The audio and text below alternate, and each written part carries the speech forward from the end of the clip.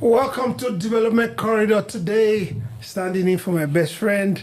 It's not around, but I'm sure you're going to enjoy all that we're going to take you through today, making sure that everything that we do has to pass through structures and enhancing the people to make sure they get better. Like the name implies, is Development Corridor.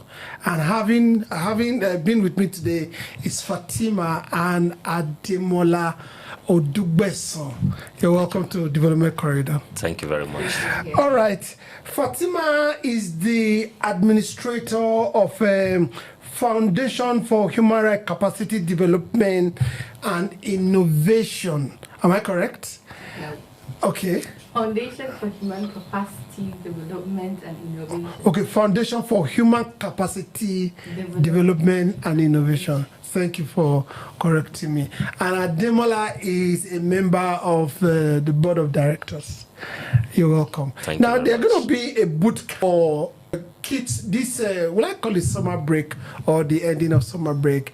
The boot camp is for the digital boot camp and exhibition, D-BEX 2025.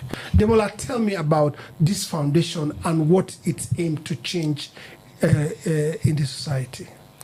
Thank you very much for having us. Our foundation, that is the Foundation for the Human Capacity Development and Innovation, is dedicated towards promoting events, training programs, and it enhances the development through innovative and unlocking their full potentials towards becoming future leaders of the community. Our sole mission is to build human capacity in selected areas, especially in the technology area, and to also strive towards giving them what will inspire growth and development. Okay, now the area I want to first of all come to is, you said digital. Now, as it is in our modern day, everything has been digitalized. Now, there are also advanced level right now where you have. Well, we are looking at the situation where the whole world is drifting towards the technology area. We, just like you rightly mentioned, we are talking of AI today, we are talking of robotics, we are talking of different advancement in technology. So if you are looking towards the 21st century and beyond, you must be computer literate in the first place. A technologically sound person, you might not be able to live in this our world. In the earlier century, maybe as 18th, 19th century, we didn't have much. We couldn't go around with our handsets. Now we are what we call a global village. Where you are in Nigeria today, you'll be watching what is happening in America, in China, in Japan, all around the world. You can easily communicate with somebody there just with a touch of a button. Now with the coming of AI, that's artificial intelligence, and it's running everything in the world. If you are not compliant, you might be left behind. So we are trying to bring up our youths to become global citizens. So not only locked in their cocoon, not only locked in their community, but they should be able to interact with the wider world. And if you are not technologically based, you might not be able to meet up. Okay, tell me about, or let me put to you a question. How intelligent, not just intelligent, how advanced do you think we are on technology? Especially when it comes to software development, this artificial intelligence. How much do we know? How much do you think that Nigerians are aware or they can be involved in these things at the present moment? Well, from statistics, I think Nigeria is not doing badly. Nigeria is not doing badly at all. A lot of our industries are technologically driven. Let's look at the financial sector, for example. We have some fintech companies. I don't want to mention names, obviously, but they are doing very well. These are young men in their early 40s, late 30s, and they are running an industry that is competing with banks that are over 100 years old. It's all technology driven. It's all technology driven. Even the handset. Today we have a chunk of the population link on telecommunication. If you go to the Facebook, if you go to the social media, you see the youths, they are all there. It's all technology. Without your technology, you cannot get there. So what we are trying to do is to just make sure we keep a pace with the other parts of the world. Today we are running 5G network, and just recently I was just learning that China is developing 6G. So we cannot be left behind. So which one are we developing? We might not be in the forefront of the development, but we are getting there. Most of their backbone are still Western backed, as in servers, deployment. Where we don't have it internally. How do you think we can improve on this? I think if I shock you, you'll be surprised that we have a lot of local hosts in Nigeria. We have the Space Research Institute. They are doing wonders. In fact, they launched a space satellite, a communication space satellite, wholly by Nigerians. It's up in the sky there. It's working. We have a lot of engineers that are robotic engineers. We have a lot of engineers that are doing machine learning, artificial intelligence. If you go to our university, you see a lot of Nigerian graduates there. The only thing we need is to support them and make sure the ones coming behind are also in line with these things. We have a lot of Nigeria. Even the backbone we are talking about, we have the transatlantic fiber optics. At least 2 Nigerian companies have separate fiber optics all the way through the Atlantic. So Nigerians are not really doing badly. I think what we only need to do is to up our game. Where we are today, we can get better. Okay, all right. Put us in light of this foundation. Its structures, it's both physical and administrative structures. What they've done, what they're about doing, and what they hope to be doing in the next future. Well, FHCDI is NGO, a foundation that aims to sensitize the community. That is why we say human capacity development and innovation. Bridging the gap. Just like Mr. Ademola mentioned earlier, Nigeria is doing so well, but then there are some little gaps in the grassroots level, which the foundation aims to contribute to humanity by bringing about the high-class structures there in a local community where the people from the grassroots can get access to all these structures. So looking at the structure in the center, we have classrooms, well-equipped classrooms with smart boards, which aren't the normal in a small community later. And we have boardrooms, internationally standard boardrooms that anyone can use for conferences, and also we have an auditorium that could take 300 plus people for a program, which is solely kept in that community for the people and anyone or institutions that would want to liaise with the foundation in hosting programs. But programs that we allow in the center has to be programs that align with our core values and structures, not public programs that has to do with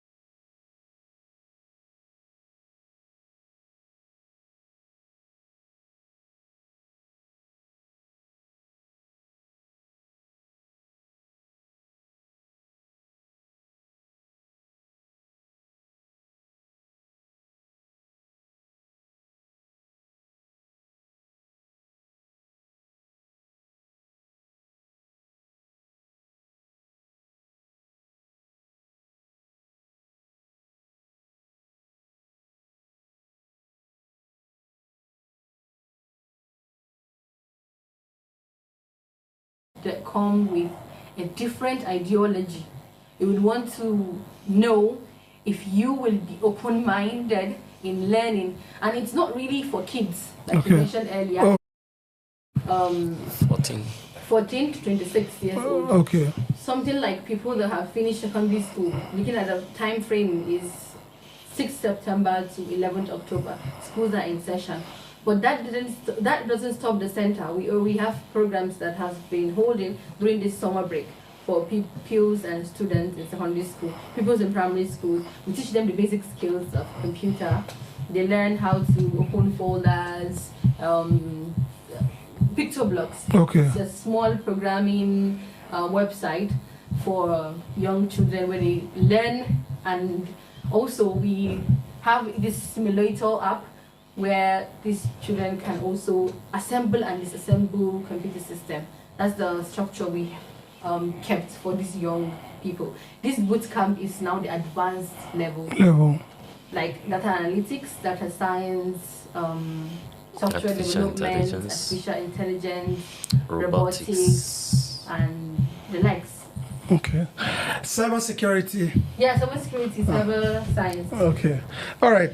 Demola, I want you to tell me about the boot camp. Now, if somebody's seen this interview or any of your adverts anywhere in the world, how can they access this? I mean, because there are a lot of other things. You know, I think you guys are blazing the trail in something of sort around this environment. Maybe even if I live in Wusetu or Maitama and I want to come, how easy is it for me to come? Well, like she just rightly mentioned, there was a screening done for everybody that wants to participate, because this on-hands training is not something that we say we'll put online and you benefit. Yes, we have social media handles, that is FHCDI _ Suleja. You can follow us on Facebook, Instagram, and YouTube.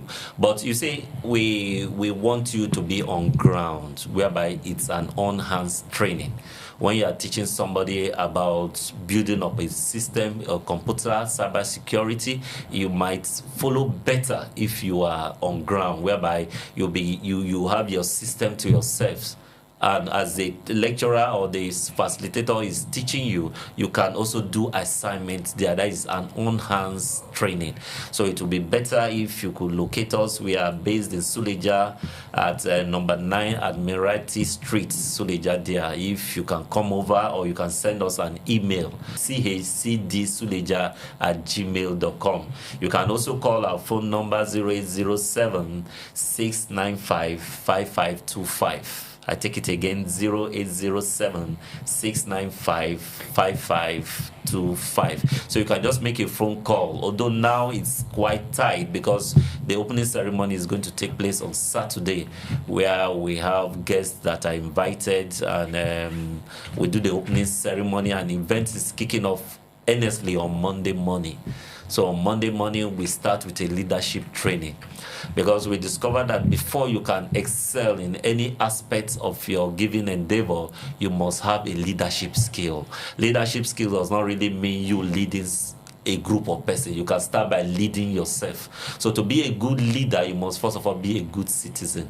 So we are trying to train the youth, whereby you be taught how you can be a good citizen, how you can imbibe some ethical values that can enable you to get to the peak of your career.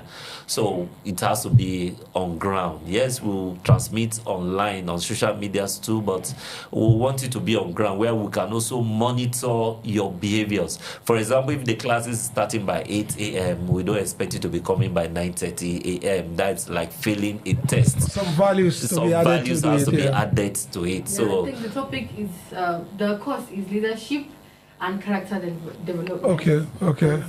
Just like he said, to be a good leader, a good youth of Nigeria, there are some values that need to be inculcated in you, and the center is all about character development and changing the mindset of the localists. So how often are we going to be seeing this training? Well, this specific one, yes. Okay, you have a whole range of other activities that you do. Can you put us through them? Okay, earlier in the year, we had spelling bee competition for primary school, which we intend to put on continuity from local level to state level to national level. That's the plan, and it's post-yearly. Then mid-year, we will be having this digital bootcamp and exhibition. In the end of the year, we'll have character development and skill acquisition, all in different age range. The beginning is for primary schools, and we believe that the quality of education is deteriorating and education isn't getting much accolades that it should be getting. So we're trying to give our own contribution in that department. And for this digital bootcamp, we are contributing to the digital knowledge of Nigeria. The digital know-how. I don't know. I'm not used to languages. Well, at the end of the year, we teach character development and skill acquisition, which will help the people we trained last year. Yeah. There was a tremendous change in them. They are young minds, just 10 to 19 years, Yes. teenagers. And honestly, I could see one of them owning a business, even in secondary school, because they were taught to value addition, value creation at the family level, at the community level, and as individuals for themselves. And she felt like she could do a business even with school. It's very impressive. Okay, so the training is opening their mind for entrepreneurship. Yes. And character Development, yeah. You don't see those people that have passed through that training litter the compound. You don't see them sit around here without trying to say, oh, can I help you with the camera? These are the things that we believe the Gen Z need. Because most of them don't add value, they just want to collect. Yes, yes. The mindset isn't always sensitized by the elders sometimes, right now in the present community that we have. And we notice that gap. So the foundation, now in her own capacity, would want to change and shift that thought Focus. in young people. Okay, all right. Demola, this facility, I can see that it is a bit big. Can it host other outside people different from your own internally generated program? Is it open to other organization, corporations coming to yes, take obviously. advantage of the place? The center is open to everybody, government institutions or even private institutions. We could facilitate training for them, for their staffs, for schools, and open to every facet of the society. What we try to do is to organize the ones we can organize on our own. We do that to give back to the society as an NGO. So, but the center is also open for collaboration, both from the government, from other private institutions. You can also collaborate, and you can also come into the center too to organize, because the facilities we have executive conference rooms, we have classrooms, so we could have seminars in any of those ones. We could even have end of year meetings with end of year meetings can be hosted. The auditorium we have is big enough to take